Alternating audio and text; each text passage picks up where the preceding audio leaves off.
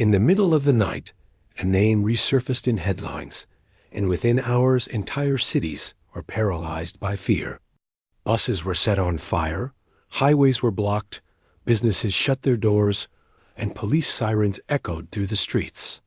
All because of one powerful rumor, that one of the most feared cartel leaders in Mexico had been killed or captured. And when that name spreads, the reaction is never small.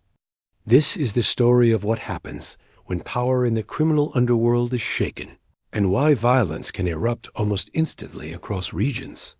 For years, the name El Mencho, born Nemesio Esguerra, Cervantes, has symbolized the rise of one of the most aggressive and rapidly expanding cartels in modern Mexican history. As the alleged leader of the Jalisco New Generation Cartel, known as CJNG, he became one of the most wanted figures by both Mexican authorities and the United States government. But this story is not just about one man.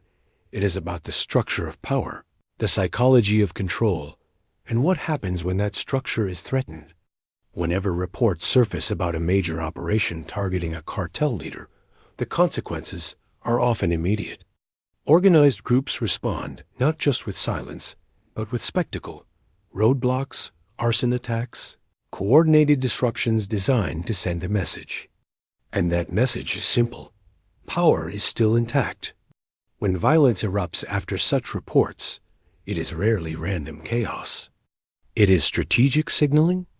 Throughout Mexico's long and complex drug war, leadership disruptions have frequently triggered short-term instability. When a powerful figure is believed to be eliminated, rivals may attempt to seize territory, internal factions may compete for control, and authorities may intensify operations to capitalize on momentum. This creates a volatile triangle: government pressure, internal succession struggles, and rival cartel opportunism. CJNG, in particular, gained attention over the past decade for its rapid expansion and militarized image, reportedly using heavily armed units and coordinated tactics to assert dominance in contested regions. Its growth shifted the balance of power among criminal organizations, and with growth came heightened scrutiny and pressure. So when headlines suggest that its leadership may be compromised, the ripple effects are national. Highways burning are not just acts of destruction. They are demonstrations of capacity. They communicate organization, coordination, and reach. But behind the flames are ordinary citizens, families unable to travel, workers unable to return home, small businesses forced to close in fear. This is the hidden cost of cartel power struggles. The reality is that major criminal organizations are rarely built around one single individual. They operate through layered hierarchies, financial networks, alliances, and local commanders. Removing a leader does not instantly dismantle the structure. Sometimes it fragments it, sometimes it strengthens hardliners, and sometimes it opens space for even more unpredictable actors. Mexico's security forces have spent years targeting high-profile figures under a strategy often referred to as kingpin removal, yet analysts have debated whether removing top leaders truly weakens organizations or simply reshapes them. History has shown both outcomes.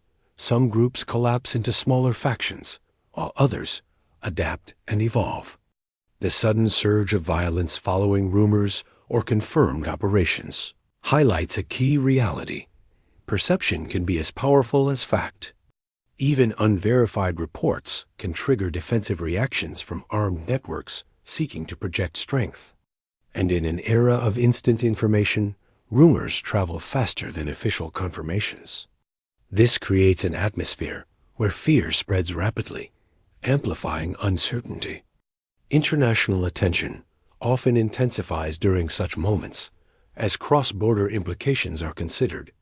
The United States has long monitored cartel activity due to drug trafficking routes and financial networks that extend beyond Mexico's borders. When a major figure like El Mencho becomes the subject of global headlines, the situation transcends local crime. It becomes geopolitically relevant. Yet amid all the speculation, one question persists.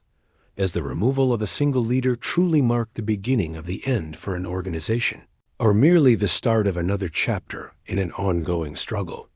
Historically, power vacuums in organized crime rarely remain empty for long.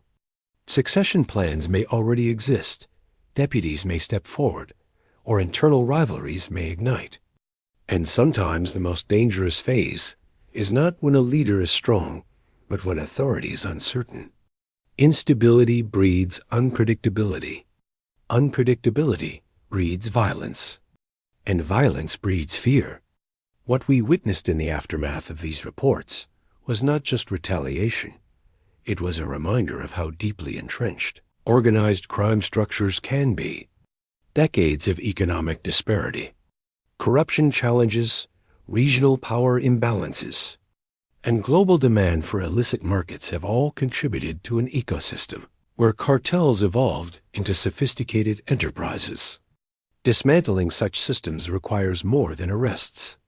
It demands institutional resilience, economic reform, and long-term strategy. As smoke cleared from burned vehicles and roads reopened, the broader questions remained unanswered. Was this a decisive turning point, or simply another cycle in a long-running conflict? Would government forces consolidate gains, or would factions reorganize and reassert control? And perhaps most importantly, how long can ordinary citizens endure the shockwaves of a battle they never chose to be part of?